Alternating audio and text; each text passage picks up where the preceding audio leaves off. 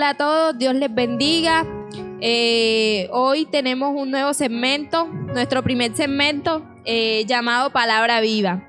Estamos con nuestro compañero Xavier. Bendiciones. Mi persona, María Ángel, y tenemos como un tema muy especial el día de hoy llamado Solo Cristo. También tenemos como un invitado muy especial llamado Samuel. Samuelito, ¿cómo te encuentras el día de hoy? Bien, excelente, bendiciones, Xavier, María Bendiciones, Ángel. Samuelito. Agradecido con Dios por estar aquí con cada uno de ustedes para compartir fundamentos de nuestra fe y sobre bases del cristianismo que nos ayudan a cada uno como creyentes.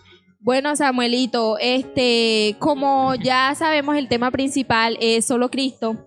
Queremos que nos hables a todos los oyentes qué significa Solo Cristo en el contexto evangelístico. Bueno, en el contexto evangelístico es de suma importancia, ya que tenemos una declaración de que es solo Cristo. Cristo Jesús existió antes de la creación, o sea, ya estaba en la creación, es eterno, uno con el ser del Padre, verdadero hombre y verdadero Dios, engendrado mas no creado, el ángel del pacto, el rostro de Dios, el Cordero inmolado, el Mesías divino y el Salvador del mundo. Esa sería una definición completa sobre solo Cristo en el contexto evangelístico. Y a ver, Samuelito, en la actualidad muchas personas creen que para poder hablar directamente con Dios necesitan de un mediador, los cuales pueden ser objetos, pueden ser líderes religiosos. Pero, ¿qué nos dice la Biblia acerca de el mediador que hay entre nosotros y Dios? Bueno, la Biblia lo deja muy en claro en partes de la Biblia, como en 1 Timoteo 2:5, donde nos dice que hay un solo Dios y un solo mediador entre Dios y los hombres, que es Jesucristo, Cristo Jesús, hombre. Allí Él intercede por nosotros ante el Padre, así como lo hacía Moisés en el Antiguo Pacto. Es más, la Biblia nos dice que Cristo es un mejor mediador de un mejor pacto. Y esa es una profecía muy vital que podemos encontrar en Deuteronomio 18. Si alguien nos podría colaborar buscando esa porción de la palabra de Dios, que nos tiene como profecía de antemano la anticipación de la obra de Jesucristo. ¿Deuteronomio qué? 18, versículo 15. Bueno, leemos bajo la autoridad del Padre, del Hijo y del Espíritu Santo.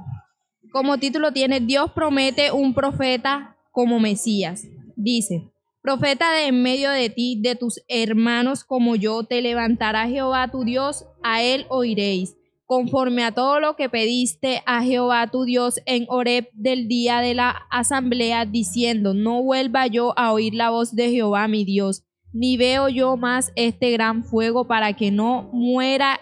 Y Jehová me dijo: han hablado bien en lo que han dicho. Profeta les levantaré de en medio de sus hermanos como tú, y pondré mi palabra en su boca, y él les hablará todo lo que yo le mandaré. Mas a cualquiera que no oyere mis palabras, yo le hablaré en mi nombre, yo le pediré cuenta. Así es. La Biblia nos da cuenta de que Moisés era mediador del pacto que hubo entre Israel y Dios, el primer pacto que hubo directamente con un mediador. Pero este nuevo pacto nos dice que es igual, que va a ser un mediador igual como Moisés, o sea, va a ser otro pacto, como dice la profecía de Jeremías, un nuevo pacto. La palabra en hebreo nos dice algo nuevo, totalmente diferente, algo mejorado, por así decirlo. Y ese nuevo mediador tenía que ser tanto hombre, para que tuviéramos un representante ante Dios, ante los hombres. Por eso que Jesús es verdadero hombre y también verdadero Dios, ya que es el mismo Dios encarnado en la persona de Jesucristo, como lo dice en el Evangelio de Juan 1:14, que y aquel verbo fue hecho carne y habitó entre nosotros. Un dato curioso es que en el griego aparece la palabra tabernaculizó, o sea, haciéndonos referencia al tabernáculo, recordándonos que Cristo vino a ser igual a nosotros, pero también es Dios para representarnos con el Padre. Y así tener un mediador perfecto ante Dios que pagara por nuestros pecados y sea un representante de la humanidad también. Ok, Samuel. Bueno, ¿cómo explica? Quiero hacerte una pregunta de cómo explica la Biblia que Jesús es el único camino a Dios. Antes de eso, yo quiero leer un pasaje de la Biblia que se encuentra en Juan 14:6, que dice: Jesús le dijo: yo soy el camino, la verdad y la vida. Nadie viene al Padre sino por mí. Como ya tú bien dijiste, que Jesús es un representante llegado a Dios. Conforme a esto, tú me puedes explicar, nos puedes explicar a todos nosotros cómo explica la Biblia que Jesús es el único camino a Dios. Bueno, es que la misma Biblia lo declara en un pasaje como lo podemos ver en Hechos 4:16. Yo se los busco. Está en Hechos ¿qué? 4:16. Dice esta porción de la palabra de Dios en nombre del Padre, del Hijo y del Espíritu Santo. Dice, es Hechos 4:12. Y en ningún otro nombre hay salvación, porque no hay otro nombre bajo el cielo dado a los hombres en que podamos ser salvos. La misma Biblia nos recalca de que el único nombre en que Dios dejó a la humanidad en este nuevo pacto es por medio de Jesucristo. Es el único nombre efectivo que podemos acudir para tener la salvación para el Padre. Como dice el mismo texto, que uno de mis favoritos dice en Juan 14:6 que Él es el único camino, la verdad y la vida. Y también recalca que nadie viene al Padre si no es por medio de Él.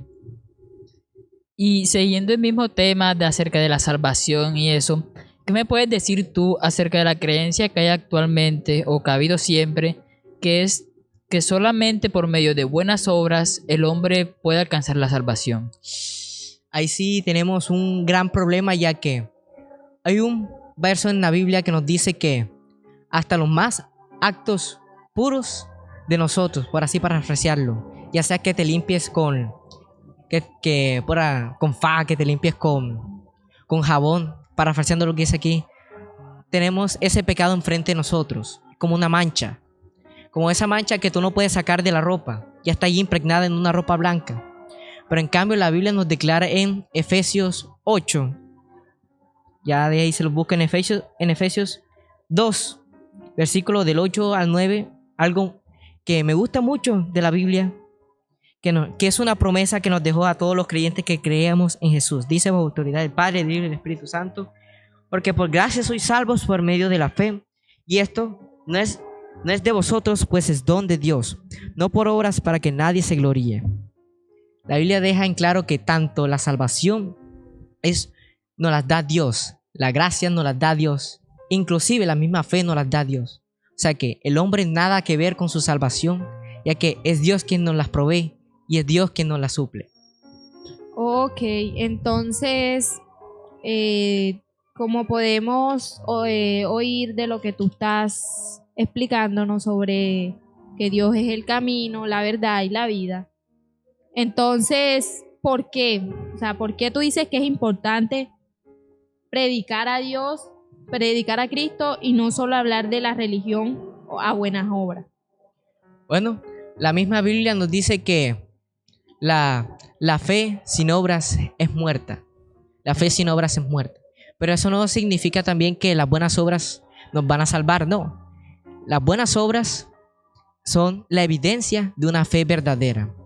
Nosotros sabemos que por obras no vamos a ir al cielo, pero dice Jesús que si verdaderamente lo amamos, si verdaderamente creemos en Él, vamos a evidenciarlo. Dice: si de verdad me amas, guarda mis mandamientos.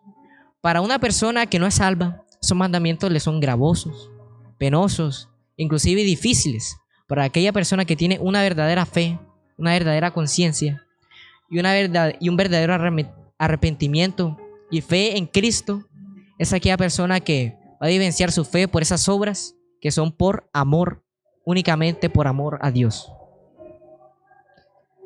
Entonces podemos decir que para que una persona pueda evidenciar sus obras hacia Dios, necesita creer mucho en Él, ¿verdad? Sí, digamos que sí, pero hay que tener en cuenta que la fe es la que salva, y ni siquiera la fe de nosotros, porque esa fe es exclusiva de Dios, que nos la da Dios. Eso es algo muy en cuenta que hay que tener. Es más, el plan de Dios ya estaba desde el Antiguo Testamento. Aparece Jesús hasta físicamente en el Antiguo Testamento. Un dato curioso que les quiero recalcar en este día. Y todo el Antiguo Testamento nos lleva a Cristo.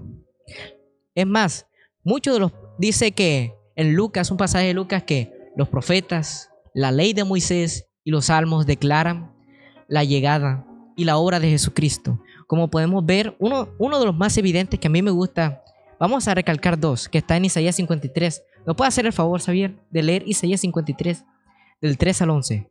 Isaías 53 del 3 al 11, leemos bajo la autoridad del Padre, el Hijo y del Espíritu Santo. Despreciado y desechado entre los hombres, varón de dolores, experimentado en quebrantos y como que escondimos de él el rostro. Fue menospreciado y no lo estimamos. Ciertamente llevó él nuestras enfermedades y sufrió nuestros dolores, y nosotros le tuvimos por azotado, por herido de Dios y abatido. Mas el herido fue por nuestras rebeliones, molido por nuestros pecados, el castigo de nuestra paz fue sobre él, y por su llaga fuimos nosotros curados. Todos nosotros nos descarriamos como ovejas, cada cual se apartó por su camino, mas Jehová cargó en él el pecado de todos nosotros. Angustiado él y afligido, no abrió su boca, como cordero, fue llevado al matadero y como oveja delante de sus trasquiladores. Enmudeció y no abrió su boca. Por cárcel y por juicio fue quitado, y su generación, ¿quién la contará? Porque fue cortado de la tierra de los vivientes, y por la rebelión de mi pueblo fue herido. Y se dispuso con los impíos su sepultura, mas con los ricos fue en su muerte, aunque nunca hizo maldad, ni hubo engaño en su boca. Con todo eso, Jehová quiso quebrantarlo, sujetándolo a padecimiento. Cuando haya puesto su vida en expiación por el pecado, verá el linaje, vivirá por largos días, y la voluntad de Jehová será en su mano prosperada. Verá el fruto de la aflicción de su alma, y quedará satisfecho por su conocimiento. Justificará a mi siervo junto a muchos, y llevará las iniquidades de ellos. Amén. Uno de los eruditos del Antiguo Testamento nos dice que Isaías existió antes de Cristo, 700 años antes de Cristo. O sea, una profecía de 700 años de antigüedad antes de la llegada de Cristo, que anticipaba la obra de Jesucristo. Imagínense ustedes, ya la Biblia misma declaraba la gloria de Jesucristo a través de su Hijo, la obra de Jesucristo en la vida de nosotros, en la vida de toda la humanidad, como dice ese verso 11, que Él dará su vida como expiación por los pecados y hará justos a muchos. Esa es la promesa que nos da el Nuevo Testamento.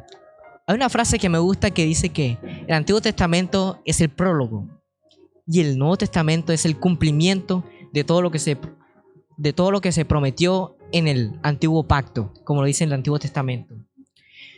Eso nos da a entender que hasta en el Antiguo Testamento podemos ver a Cristo reflejado. Y a Cristo ya estaba allí esperando a que sea revelado como lo fue en el Nuevo Testamento. Es más, un pasaje de la Biblia que me gusta, que hoy se los voy a compartir, que está en Daniel 13:14. Capítulo 7, versículo del 13 al 14, dice: autoridad del Padre, del Hijo y del Espíritu Santo. Miraba yo en la visión de la noche, y aquí con las nubes del cielo venía uno como un hijo de hombre, que vino hasta el anciano de días, y le hicieron acercarse delante de él, y le fue dado dominio, gloria y reino, para que todos los pueblos, naciones y lenguas le sirvieran. Su dominio es dominio eterno, que nunca pasará, y que su reino, uno que no será destruido. Tú sabes que en el Nuevo Testamento, en los evangelios sinópticos, que es Mateo, Marcos, Lucas, Jesús se identificaba como ese hijo de hombre, que el hijo del hombre lo verán en gloria. Ese hijo de hombre, muchos lo malinterpretan pensando que Jesús se está refiriendo a su naturaleza humana y que hijo de Dios era su naturaleza divina, mientras que es todo lo contrario. Cuando uno ve en el Génesis, Adán es llamado hijo de Dios, pero eso no lo hace divino.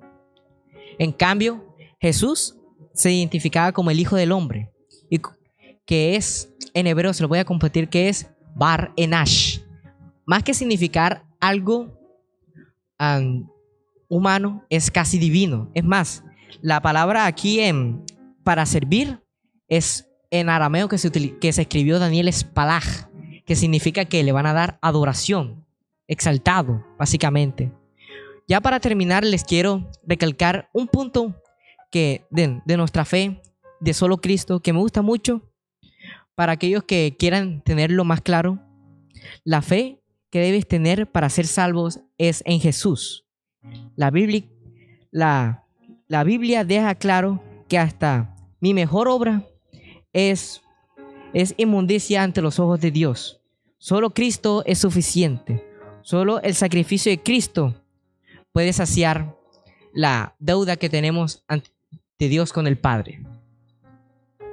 Es impresionante pensar cómo Dios tiene todo esto ya hecho desde mucho antes incluso de que pasaran estos sucesos. Sí, definitivamente todo está en la Biblia, todo está en la palabra.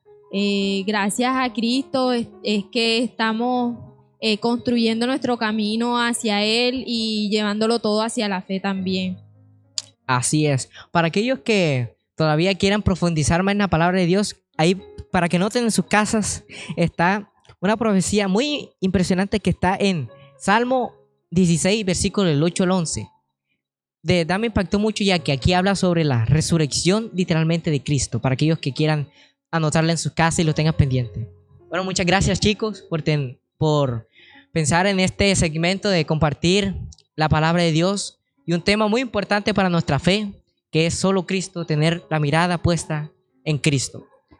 Y ya para sacar como conclusiones o para resaltar todo lo que hemos dado de una manera resumida, podemos decir que para este tema de solo Cristo debemos tener en cuenta de que en solo Cristo tenemos salvación, en Él tenemos acceso al Padre, en Él encontramos la paz y Él es todo para nosotros, ya que sin Él no podríamos lograr nada en nosotros, en nuestra vida como tal.